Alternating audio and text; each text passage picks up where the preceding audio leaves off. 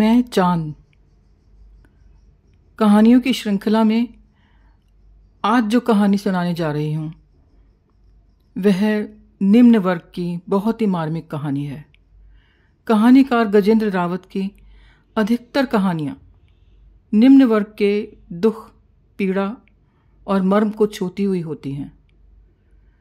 इस कहानी में भी बबूना का अपने भाई को ढूंढते हुए उसके मर जाने का पता लगना, उफ, वो बबूना का रुदन दिल को दहला देता है। चलिए अभी शुरू करती हूँ कहानी। लावारिस। शाम से ही बबूना मॉर्चरी के ठीक सामने पत्थर की बेंच पर बैठ गया था। बहुत कोशिश करने पर भी उसे रोना नहीं आ रहा था। उसके आंसू ना जाने कब और कैसे भीतर ही भीतर सूख गए थे। कहते हैं दुख जब सहने की सीमा लांघ जाता है तो महसूस नहीं होता। वो चाहता था किसी तरह आंखों से 2 बूंद टपक जाते तो मन हल्का हो जाता। जब से दर्दनाक खबर मिली तभी से वो जुट गया। बहुत ढूंढा, तमाम जतन किए। उसके जिस्म का रेशा रेशा थक कर चूर हो गया। जेबें कंगाल हो गई। इस बेगाने शहर में न जाने कितने अस्पतालों और मुर्दा घरों की खाक छानने के बाद आज ही दोपहर इसी मॉर्चरी में उसने अपने भाई की डेड बॉडी की शिनाख्त की थी, जो 2 दिन पहले एक सड़क दुर्घटना में मर गया था।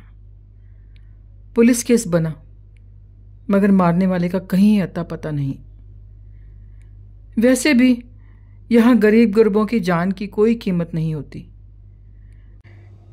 उसी फलसफे के तहत पुलिस विभाग उदासीन बना रहा। उन दोनों भाइयों को दिल्ली आए 3 महीने भी पूरे नहीं हुए थे। जिंदगी की गाड़ी ठीक से पटरी पर भी नहीं आई थी कि ये दुर्घटना घट गई।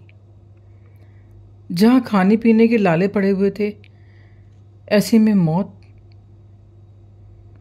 अंधेरा घिरने लगा था। सड़क और उसके आसपास अस्पताल के दूसरे विभागों की गतिविधियां ठप पड़ती जा रही थी। अंधेरा बेरोक टोक उन पर कब्जा जमा दिए जा रहा था। मॉर्चरी की खिड़कियों के मैले शीशों से एक फीकी सी रोशनी दिखाई दे रही थी, जो किसी भी सूरत में फैलते हुए अंधेरे के आगे टिक नहीं पा रही थी। लेकिन वहाँ बहुत देर तक अंधेरा नहीं रहा। अचानक हल्की मटमैली स्ट्रीट लाइट जल उठी। वहाँ अभी भी वाहनों और पैदल लोगों का आना जाना लगा हुआ था। धीरे धीरे रात गहराती गई और सामने की सड़क पर उठती सभी आवाज़ें खामोश होती जा रही थी। फिर देखते देखते चारों तरफ एकदम सुनसान हो गया। दूर तक कोई इंसान दिखाई नहीं दे रहा था। बबूना ने उसी पत्थर के बेंच पर टांगें पसार ली, लेकिन आंसू और नींद उसकी आंखों से गायब थे। पथरा गई थी आंखें। उसकी नज़र की परिधि में किसी तरह का कोई स्पंदन नहीं था। बस 2 आवारा कुत्ते नज़दीक मंडरा रहे थे। वे भौंकने लगते, तब एक सिहरन बबूना की नसों में दौड़ जाती। वही डर उसके जिंदा होने का एकमात्र साक्ष्य बचा था। बाहर फैला सूनापन बबूना के भीतर इकट्ठा होता जा रहा था। इन परिस्थितियों में छोटे की मौत से पैदा असंख्य सवाल समंदर की लहरों से उसके दिमाग के भीतर टक्कर खा रहे थे। माँ तो मर लेगी, ये सब सुनकर कैसे कह पाऊंगा मैं। वो रात भर इस ऊहापोह से बाहर नहीं आ सका। सुबह आते आते ये प्रक्रिया सुप्त पड़ गई थी। उसका अंतस थक कर चूर हो गया था और एक उदासी उसके भीतर के स्पेस को घिर चुकी थी। सुबह रोशनी की आमद से पहले ही बबूना बेंच से उठ गया था।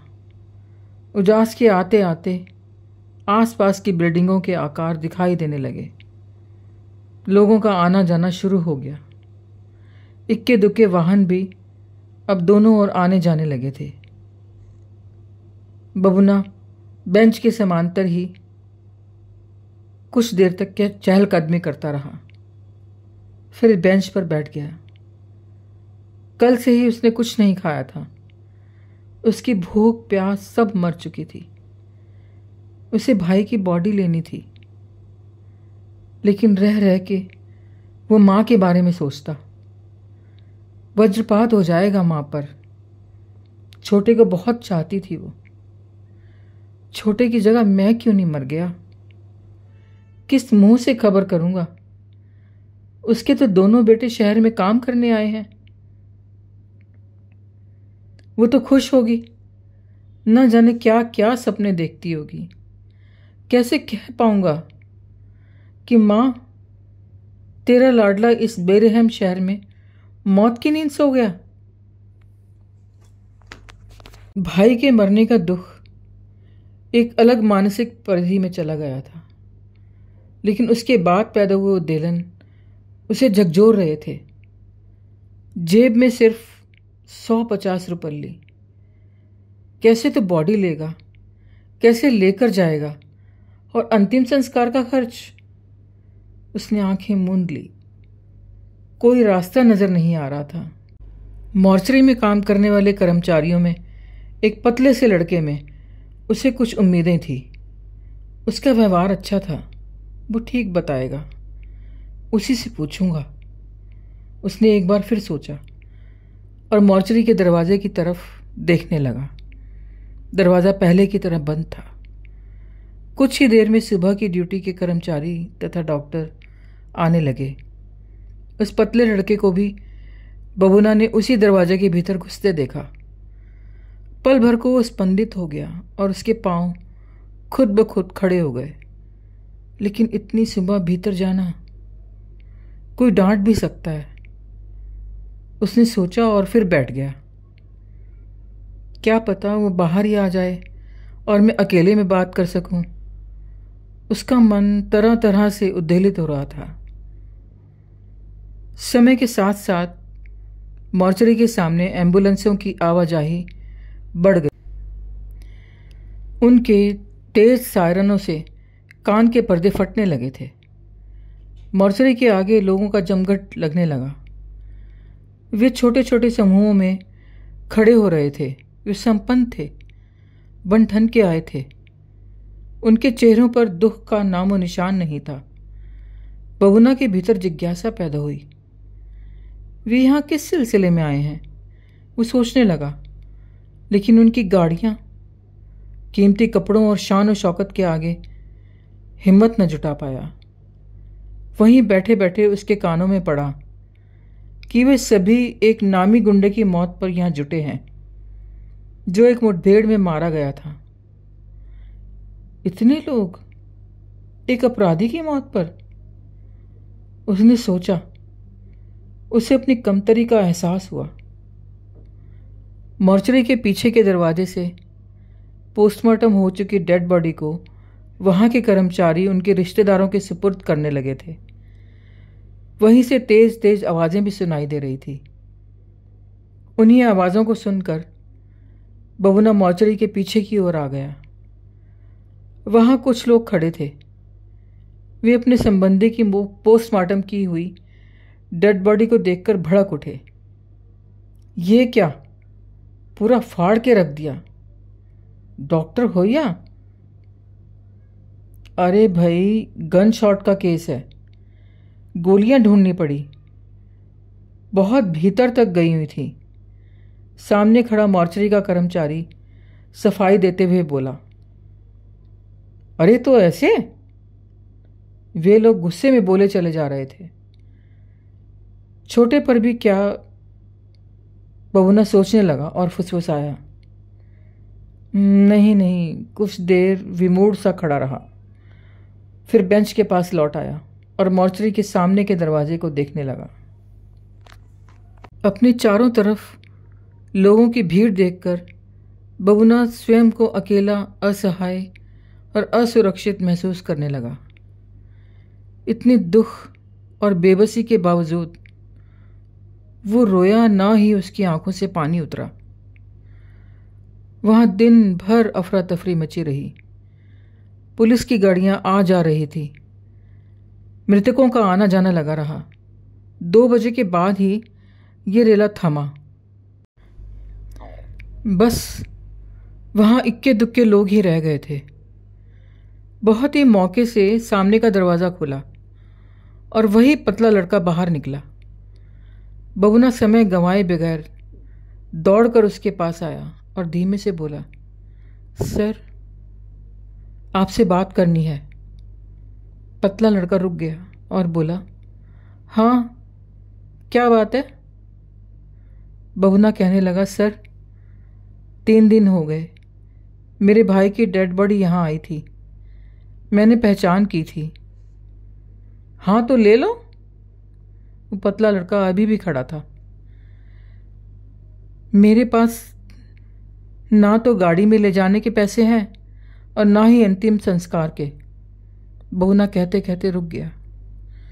फिर धीमे से बोला, मैं क्या करूं? सर, मुझे विश्वास है आप ज़रूर मदद करोगे।